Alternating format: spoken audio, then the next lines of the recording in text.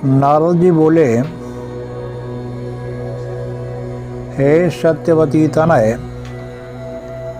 राजाओं के अत्युत्तम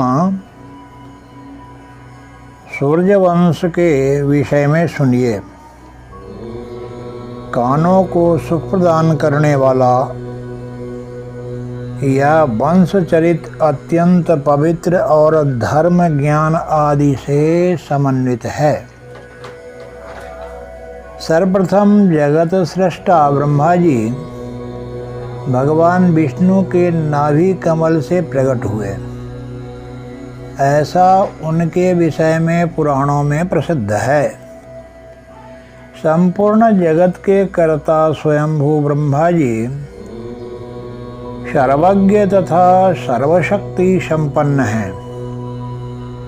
सृष्टि करने की अभिलाषा वाले उन विश्वात्मा ब्रह्मा जी ने पहले देवी शिवा का ध्यान करके 10,000 वर्षों तक तपस्या की और उनसे महान शक्ति प्राप्त करके शुभ लक्षणों वाले मानस पुत्र उत्पन्न किए। उन मानस पुत्रों में सर्वप्रथम मरीचि उत्पन्न हुए, जो सृष्टि कार्य में प्रवृत्त हुए। उन मरीचि के परम प्रसिद्ध तथा सर्वमान्य पुत्र कश्यप जी हुए। दक्ष प्रजापति की 13 कन्याएं उन्हीं की भार्याएं थीं। देवता, दैत्य, यक्ष, सर्प, पशु और पक्षी सब के सब उन्हीं से उत्पन्न हुए। अतएव यह सृष्टि काश्यपी है। देवताओं में सूर्य सबसे श्रेष्ठ हैं। उनका नाम विवस्वान भी है। उनके पुत्र वैवस्वत मनु थे। वे परम प्रसिद्ध राजा हुए। उन वैवस्वत मनु के पुत्र रूप में सूर्यवंश की वृद्धि करने वाले इक्ष्वाकु का प्रादुर्भाव हुआ। इक्ष्वाकु के जन्म के बाद उन मनु के 9 पुत्र और उत्पन्न हुए। हे राजेंद्र, आप एकाग्र चित्त होकर उनके नाम सुनिए। इक्ष्वाकु के अतिरिक्त नाभाग, धृष्ट, सरयाति, नरिष्यंत, प्रांशु, नृग, सातवें दिष्ट एवं करुष और वृषाग्र ये 9 मनुपुत्र के रूप में प्रसिद्ध हैं। इन मनुपुत्रों में इक्ष्वाकु सबसे पहले उत्पन्न हुए थे। उनके 100 पुत्र हुए। उनमें आत्मज्ञानी विकुक्षी सबसे बड़े थे। आप मनु वंश में जन्म लेने वाले पराक्रमी सभी 9 मनुपुत्रों के वंश विस्तार के विषय में संक्षेप में सुनिए। नाभाग के पुत्र अम्बरीश हुए। वे प्रतापी, धर्मज्ञ, सत्य प्रतिज्ञ और प्रजा पालन में तत्पर रहने वाले थे। धृष्ट से धाष्ट हुए, जो क्षत्रिय होते हुए भी ब्राह्मण बन गए। संग्राम से विमुख रहकर वे सम्यक रूप से ब्राह्मणोचित कर्म में निरत रहते थे। सरयाति के आनर्त नामक पुत्र उत्पन्न हुए। वे अति प्रसिद्ध हुए। रूप तथा सौंदर्य से युक्त एक सुकन्या नामक पुत्री भी उनसे उत्पन्न हुई। राजा सरयाति ने अपने वह सुंदरी पुत्री नेत्रहीन च्यवनमुनि को सौंप दी।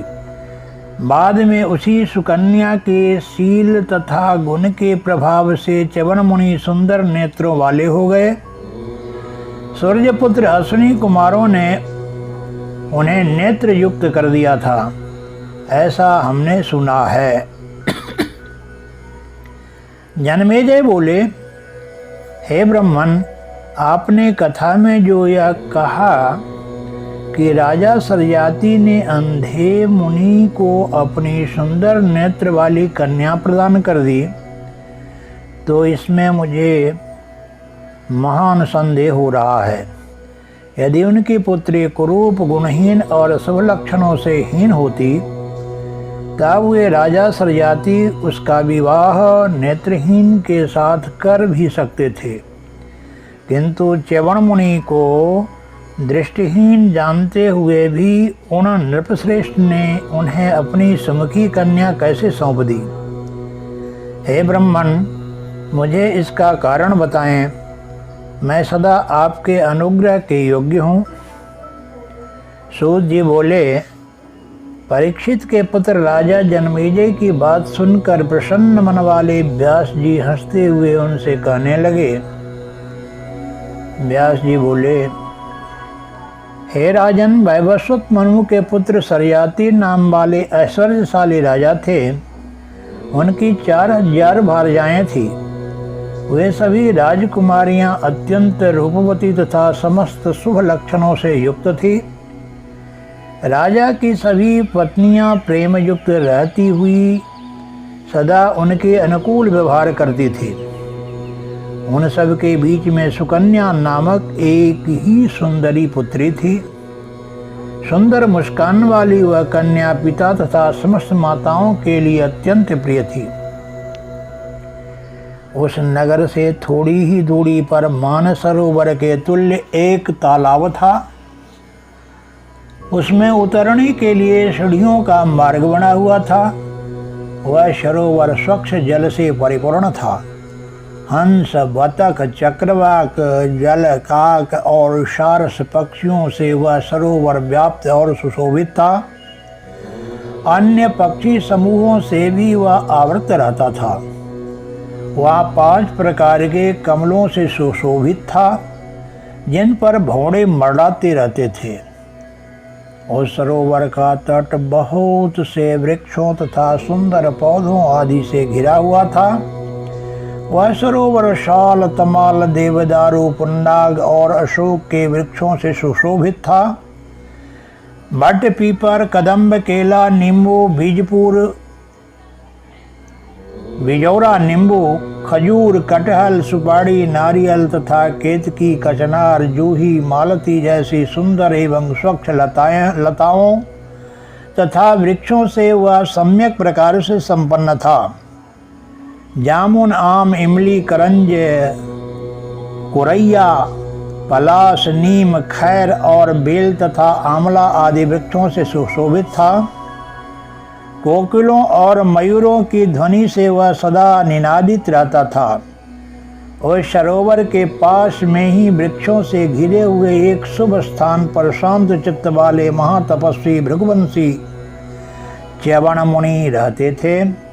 उस स्थान को निरंजन समझकर उन्होंने मन को एकाग्र करके तपस्या प्रारंभ कर दी।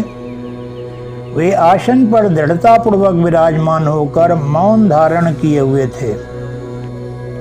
प्राणवायु पर उनका पूर्ण अधिकार था तथा सभी इंद्रियां उनके बस में थी। उन तपोनिधि ने भोजन भी त्याग दिया था। वे जल ग्रहण किए बिना जगदम्बा का ध्यान करते थे। हे राजन, उनके शरीर पर लताएं घिरी हुई थी तथा दीमकों द्वारा वे पूरी तरह से ढक लिए गए थे। हे राजन, बहुत दिनों तक इस प्रकार बैठे रहने के कारण उन पर दीमक की चींटियां चढ़ गई और उनसे वे गिर गए। वे बुद्धि संपन्न मुनि पूरी तरह से मिट्टी के ढेर सदृश हो गए थे। हे राजन, किसी समय वे राजा सरयाति अपनी रानियों के साथ विहार करने के लिए उस उत्तम सरोवर पर आए। सरोवर का जल स्वच्छ था, कमल खिले हुए थे, अतएव राजा सरयाति सुंदरियों के साथ लेकर जल क्रीड़ा करने लगे। लक्ष्मी की तुलना करने वाली तथा चंचल स्वभाव वाली वह सुकन्या वन में आकर सुंदर फूलों को चूमती हुई सखियों के साथ विहार करने लगी। वह सभी प्रकार के आभूषणों से अलंकृत थी तथा उसके चरण के नूपुर मधुर ध्वनि कर रहे थे। इधर उधर भ्रमण करती हुई वह राजकुमारी सुकन्या वाल्मीकि बने हुए च्यवन मुनि के निकट पहुंच गई। क्रीड़ा में आसक्त वह सुकन्या वाल्मीकि के निकट बैठ गई और उसे वाल्मीकि के छिद्रों से जुगनू की तरह चमकने वाली 2 ज्योतियां दिखाई पड़ी। यह क्या है? ऐसी जिज्ञासा होने पर उसने आवरण हटाने का मन में निश्चय किया। तत्पश्चात वह सुंदरी एक नुकीला कांटा लेकर शीघ्रतापूर्वक मिट्टी हटाने लगी। मुनि च्यवन ने विचरण करने वाली कामदेव की स्त्री रति के सदृश तथा सुंदर केशों वाली उस राजकुमारी को पास में स्थित होकर मिट्टी हटाने में संलग्न देखा। क्षीण स्वर वाले तपोनिधि च्यवन मुनि सुंदर दांतों वाली उस सुंदरी सुकन्या को देखकर उससे कहने लगे, यह क्या? हे विशाल नयनों वाली, दूर चली जाओ। हे सुमुखी, मैं एक तपस्वी हूँ। हे कृशोदरी, इस वामी को कांटे से मत हटाओ। मुनि के कहने पर भी उसने उनकी बातें न सुनी। यह कौन सी चमकने वाली वस्तु है? यह कहकर उसने मुनि के नेत्र भेद डाले। दैव की प्रेरणा से राजकुमारी उनके नेत्र बींध कर सशंक भाव से खेलती हुई और मैंने यह क्या कर डाला, यह सोचती हुई वहाँ से चली गई। नेत्रों के विध जाने से महर्षि को क्रोध हुआ और अत्यधिक वेदना से पीड़ित होने के कारण वे बहुत दुखित हुए। उसी समय से राजा के सभी सैनिकों का मलमूत्र अवरुद्ध हो गया। मंत्री सहित राजा को विशेष रूप से यह कष्ट झेलना पड़ा। हाथी, घोड़े और ऊंट आदि सभी प्राणियों के मल तथा मूत्र का अवरोध हो जाने पर राजा शर्याती अत्यंत दुखी हुए। सैनिकों ने मलमूत्र के अवरोध की बात उन्हें बताई। तब उन्होंने इस कष्ट के कारण पर विचार किया। कुछ समय सोचने के बाद राजा घर पर आकर अपने परिजनों तथा सैनिकों से अत्यंत व्याकुल होकर पूछने लगे, किसके द्वारा यह निकृष्ट कार्य किया गया है? उस सरोवर के पश्चिमी तट वाले वन में महान तपस्वी च्यवन मुनि कठिन तपस्या कर रहे हैं। अग्नि के समान तेजस्वी उन तपस्वी के प्रति किसी ने कोई अपकार अवश्य ही किया है, इसलिए हम सबको ऐसा कष्ट हुआ है, यह निश्चित है। महातपस्वी वृद्ध तथा श्रेष्ठ भृगुनंदन महात्मा च्यवन का अवश्य ही किसी ने अनिष्ट कर दिया है, ऐसा मैं मानता हूँ। यह अनिष्ट जान में किया गया हो अथवा अनजान में, उसका नियत फल तो भोगना ही पड़ेगा। न जाने किन दुष्टों ने उन तपस्वी का अपमान किया है। राजा के ऐसा पूछने पर दुख से व्याकुल हुए सैनिकों ने उनसे कहा, हम लोगों के द्वारा मनमानी कर्म से मुनि का कुछ भी अपकार हुआ हो, इसे हम लोग नहीं जानते। क्रमशः आगे। धन्यवाद।